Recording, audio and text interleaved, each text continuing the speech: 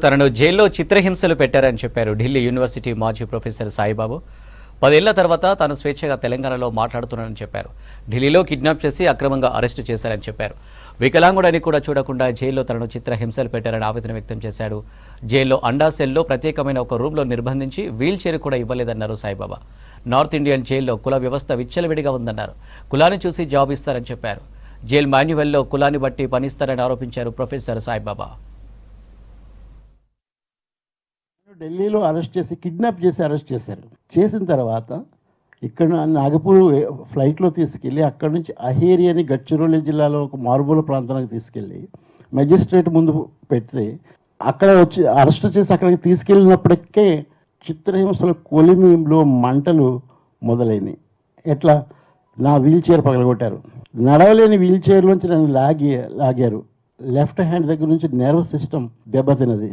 Nervous system ఎక్కడైతే మొత్తం పోయిందో ఆ మసిల్స్ అన్నీ పనిచేయకుండా పోయినాయి. అప్పటికే నేను చిన్నతనంలో పోలియో కారణంగా నడవలేను, 2 కళ్ళు పనిచేయట్లేదు. ఆ తర్వాత జైల్లోకి తీసుకువెళ్ళి పడేశారు ఇరిగిపోయిన వీల్ చైర్లో.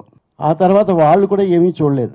ఎడమ చెయ్యి దగ్గర నుంచి మొత్తం లెఫ్ట్ భాగం అంతా పెద్దగా వాచిపోయి ఉన్నప్పటికీ కూడా 9 నెలల పాటు హాస్పిటల్కి తీసుకెళ్ళలేదు. కేవలం పెయిన్ కిల్లర్స్ ఇచ్చారు. ఏ డాక్టర్ విజిట్ చేయలేదు.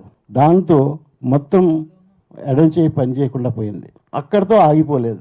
దానికి ట్రీట్మెంట్ ఇవ్వకపోవడం వల్ల ఆ నర్వస్ సిస్టము మసిల్స్ ష్రింక్ అయిపోవడం వల్ల లెఫ్ట్ సైడు రిబ్స్ క్రౌడెడ్గా మారిపోయి అవి లంగ్స్ మీద ప్రభావం చూపించాయి.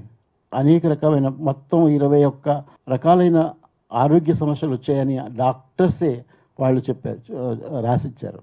అండా సెల్లో అంటే జైల్లో జైలు అది ఒక ప్రత్యేకమైన ఒక రూమ్లో నిర్బంధించి బయట మిగిలిన ప్రజలతో కలవకుండా చేసి ఎటువంటి కమ్యూనికేషన్ లేకుండా చేసి నిర్బంధించడం, అక్కడ ఎటువంటి వీల్ చైర్ తిరగడానికి లేని పరిస్థితులు ఉన్న ప్రాంతంలో పెట్టడం. ఆ జైల్లో వాళ్ళు అనుకుంటే కోర్టులు అనుకుంటే కాస్త ఊరట కలిగించే ఉన్న ప్రాంతంలో కూడా సెల్లో కూడా వాళ్ళు పెట్టే అవకాశం ఉన్నప్పటికీ కూడా పెట్టలేదు. ఈయన బయటికి వెళితే కంట్రోల్ చేసేవాళ్ళు ఎవరు లేరు. ఈయన బ్రదరు యంగర్ బ్రదర్ ఎలా కంట్రోల్ చేస్తాడు కాబట్టి నీకు పెరోల్ ఇవ్వలేము అని చెప్పి అది చేశారు. దాని మీద కోర్టుకు వెళ్తే కోర్టు అన్నది మళ్ళీ ఇంకొకసారి అథారిటీస్ దగ్గరికి 2వ అప్లికేషన్ పెట్టండి, వాళ్ళు 2వసారి కూడా రిజెక్ట్ చేస్తే మేము చూస్తాము అని. ఇప్పుడు అండా సెల్లో చాలా సేఫ్గా ఉన్నాడు.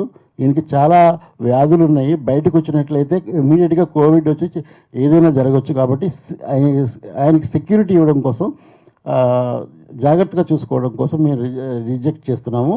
కానీ కోవిడ్ పరిస్థితులు అయిన తర్వాత మళ్ళీ అప్లై చేసుకుంటే మేము పెరోల్ ఇస్తామని హైకోర్టు